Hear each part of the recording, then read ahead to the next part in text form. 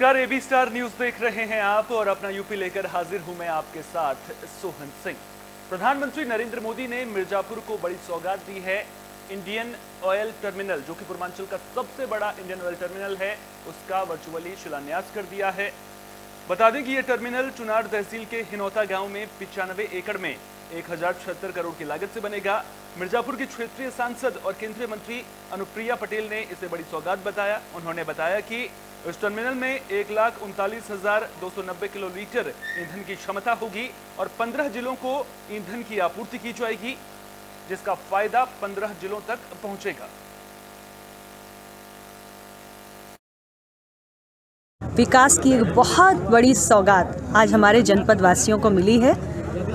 Indian oil का terminal जो 1076 करोड़ की लागत से बनकर तैयार होगा, ग्राम हिनौती में 92 एकड़ की ज़मीन पर बनकर ये वर्ष 2026 तक तैयार होगा। इसका आज शिलान्यास किया गया है और इस टर्मिनल के माध्यम से यहाँ पर हज़ारों की संख्या में लोगों को डायरेक्ट और इनडायरेक्ट एम्प्लॉयमेंट अपॉर्चुनिटीज़, रोज़गार के अवसर मिलेंगे। इस पूरे क्षेत्र की आर्थिक समृद्धि के लिए एक बहुत बड़ी ये परियोजना है। इसके लिए लंबे समय से मैं प्रयासरत थी और आज मुझे बहुत प्रसन्नता है कि ये प्रोजेक्ट यहाँ पर आज शुरू हो रहा है। सारे रोजगार यहाँ पे मिलेंगे।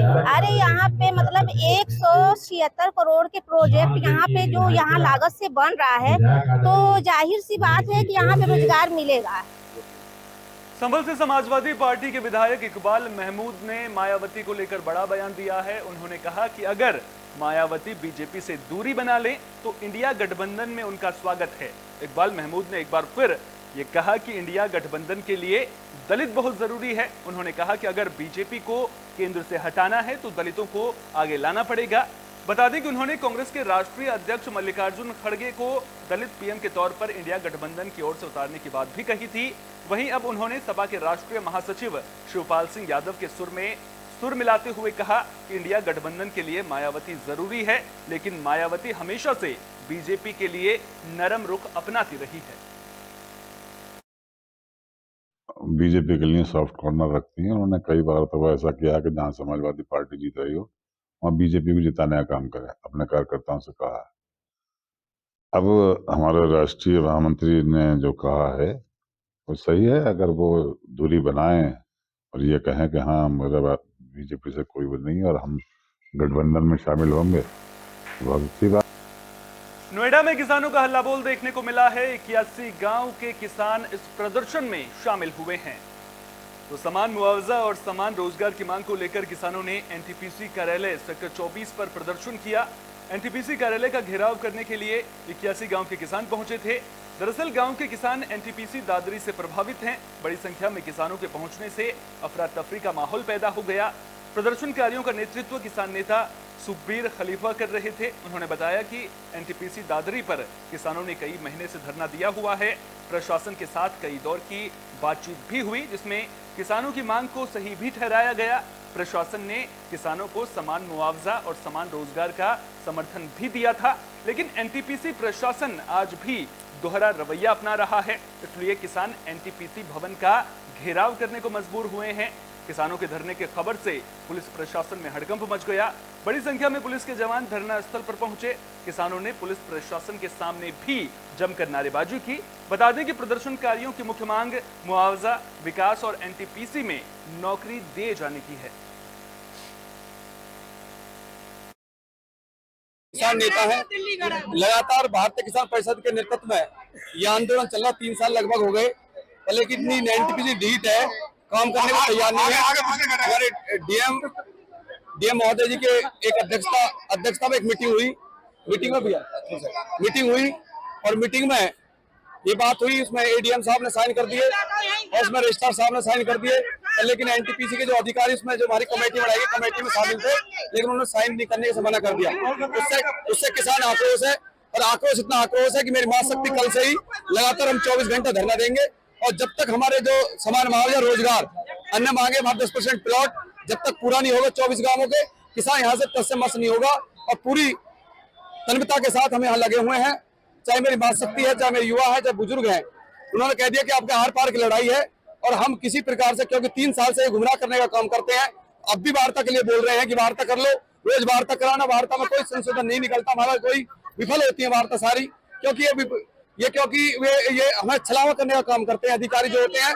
हमने कहा कि हमारी मंत्री जी से बात हुई है, मंत्री जी भी कह रहे हैं बात है, जो हमारे ऊर्जा मंत्री जी हैं, और उन्होंने सीएमडी जो उनका बड़ा अधिकारी है उस रामपुर में आवारा जानवरों से परेशान किसानों ने जानवरों को स्कूल में बंद कर दिया था। अब जानवरों को स्कूल में बंद करने वाले किसानों की मुसीबत बढ़ गई है।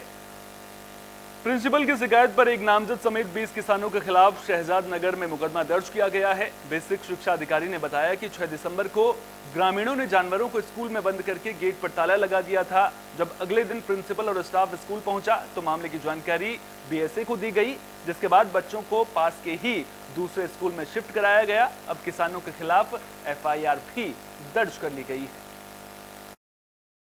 ये 6 दिसंबर की रात को कुछ ग्रामवासियों द्वारा अज्ञात पशुओं को स्कूल प्रांगण में बंद कर दिया गया था, गेट में ताला लगा के। सुबह 7 तारीख को विद्यालय पे जब प्रधानाध्यापक और स्कूल स्टाफ पहुंचे तो ये देखे दृश्य, तो उनको फोन किया गया नियरेस्ट खंड शिक्षा अधिकारी को, तो ये मामला प्रकाश में आया था। इस मामले में क्या कार्रवाई की गई? इस मामले में एसडीएम मिलक, खंड शिक्षा अधिकारी मिलक और खंड विकास अधिकारी मिलक द्वारा मौके पे पहुंच के बच्चों को शिफ्ट कराया गया बगल के यूपीएस बबूरा विद्यालय में। उनके अध्ययन कार्य सुचारू रूप से चलाए गए। फिर प्रधानाध्यापक द्वारा संबंधित ग्रामवासियों को बुलेटिन में बात देवरिया की, जहां नगर पंचायत के अधिकारियों का भौकाल खत्म होने का नाम नहीं ले रहा है। आलम यह है कि नगर पंचायत की गाड़ियां बिना नंबर प्लेट के खुलेआम शहर में दौड़ रही हैं, जबकि सुप्रीम कोर्ट का सख्त आदेश है कि सभी 2 पहिया और 4 पहिया वाहनों पर HSRP यानी कि हाई सिक्योरिटी नंबर प्लेट लगाना बेहद जरूरी है। बता दें कि देवरिया की सलेमपुर तहसील में 3 नगर पंचायतें आती हैं और तीनों नगर पंचायतें परिवहन नियमों की धज्जियां उड़ाती हुई नजर आ रही हैं। ARTO ने जांच के बाद कार्रवाई की बात कही है कि हर चाहे वो सरकारी गैर कोई भी वाहन हो उस पर नंबर प्लेट लगा होना चाहिए और समय समय पर नियमित चेकिंग की जाती रहती है और जितना कार्रवाई करती है। सभी वाहनों के लिए अनिवार्य है और नियमित कार्रवाई की जाती है। इस पे कार्रवाई क्या होगी सर? नए साल के मौके पर भक्त बड़ी संख्या में वृंदावन पहुंचते हैं, लिहाजा प्रशासन मुस्तैद नजर आ रहा है। श्रद्धालुओं को किसी तरह की परेशानी ना हो, लिहाजा प्रशासन ने कमर कस ली है। मंडल आयुक्त ऋतु माहेश्वरी और डीएम शैलेंद्र कुमार के साथ नगर आयुक्त ने घाटों का निरीक्षण किया। इस दौरान अधिकारियों ने चीर घाट, जुगल घाट, भ्रमर घाट और श्रृंगार घाट समेत कई घाटों का निरीक्षण किया, साथ ही जरूरी दिशा निर्देश भी दिए। मथुरा जिले में मथुरा वृंदावन नगर निगम की सफाई व्यवस्था का निरीक्षण किया जा रहा है। अभी तो निरीक्षण चल ही रहा है और मंदिरों के आसपास जो हमारी मेन सड़कें हैं, घाट हैं, उन पे सफाई रहे, इसी दृष्टिकोण से आज डायरेक्शन भी दिए गए हैं जो एजेंसीज है। कुछ मैन पावर की कमी है, दूसरा बहुत इंक्रोचमेंट भी है और कुछ जो डेयरीज टाइप हैं या लोगों ने जो पशु पाल रखे हैं उनकी वजह से भी सफाई व्यवस्था में इश्यूज हैं। तो उसमें कैसे उसको सुधारा जा सकता है, नगर निगम को भी उसके लिए स्ट्रैटेजी बनाने को कहा है। बाकी अगर आगे भी निरीक्षण अभी जारी है तो अगर कहीं भी लापरवाही में। शाहजहांपुर में काकोरी कांड के शहीदों की याद में दीपांजलि कार्यक्रम का आयोजन किया गया। आपको बता दें कि कार्यक्रम का आयोजन रचनात्मक संस्था संकल्प ने खुरनेबाग के बिस्मिल उद्यान में किया था। इस दौरान स्वतंत्रता संग्राम में प्राणों की आहुति देने वाले अमर शहीद पंडित रामप्रसाद बिस्मिल, अशफाक उल्लाह खां, ठाकुर रोशन सिंह और राजेंद्र लाहिड़ी को श्रद्धांजलि दी गई। कार्यक्रम का शुभारंभ नगर आयुक्त संतोष कुमार शर्मा ने अमर शहीदों के चित्रों के समक्ष दीप जलाकर माल्यार्पण कर और तिलक लगाकर किया। इस मौके पर 11 किलो की 6 फीट ऊंची मोमबत्ती आकर्षण का केंद्र रही।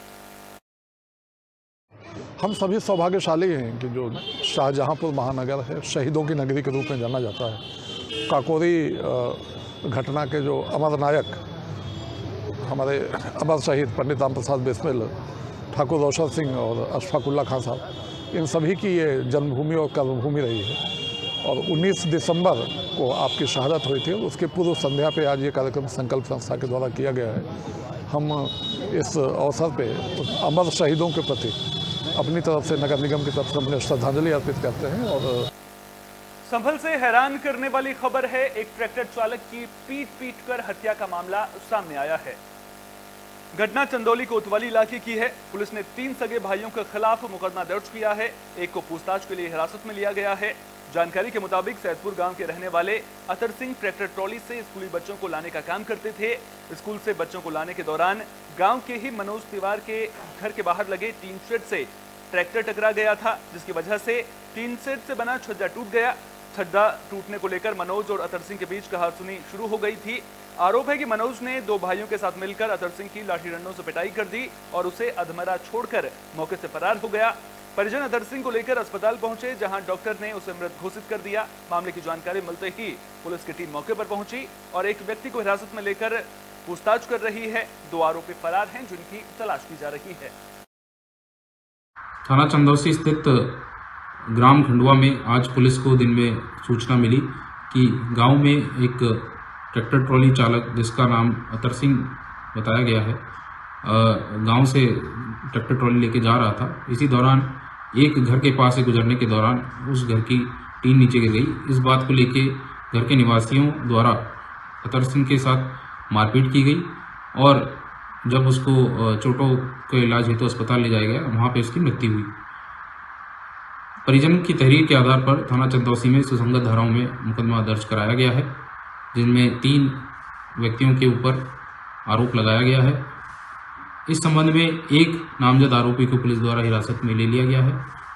शव का पीएम कराने हेतु अस्पताल भेजा गया है, जहां से मृत्यु का स्पष्ट कारण।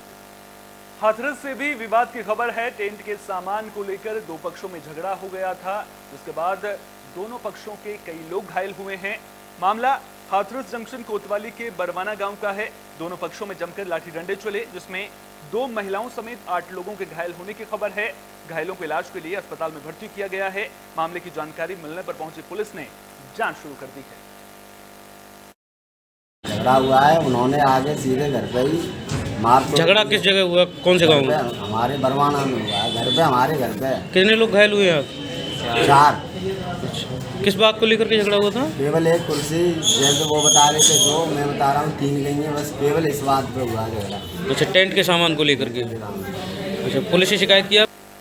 फिरोजाबाद से हादसे की खबर सामने आ रही है। हादसा नेशनल हाईवे पर हुआ है। शिकोहाबाद में नेशनल हाईवे पर ये हादसा हुआ है।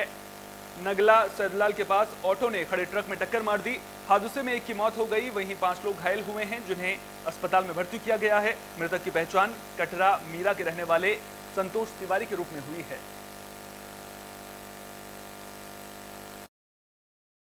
एक 108 एम्बुलेंस के द्वारा पुलिस भी आई थी और हमारे यहाँ पर 5 लोग लाए गए थे। उसमें एक कैजुअल्टी हुई है, जो लोग ब्रॉड डेड थे। बाकी 4 लोग हमारे यहाँ घायल अवस्था में हैं, हम उनको उपचार कर रहे हैं और एक पेशेंट हमारा अभी भी सीरियस अवस्था में है, उसको जिला अस्पताल फौजाबाद के लिए रेफर कर। थाना शिकोहाबाद में NH-19 के नौसेरा पुल के पास में एक सिरसागंज की तरफ से एक ऑटो आ रहा था, जो अनियंत्रित होकर रोड के किनारे खड़े डंपर से टकरा गया है, पीछे से टक्कर मार दी, जिसमें एक व्यक्ति की तत्काल मौके पर ही मृत्यु हो गई है और 4 अन्य घायल है, जिनको जो है डॉक्टरी के लिए अस्पताल भेज दिया। अपना यूपी में फिलहाल के लिए इतना ही। अपना बहुत बहुत ख्याल रखिए। देश और दुनिया की तमाम अहम खबरों के लिए देखते रहिए AB स्टार न्यूज।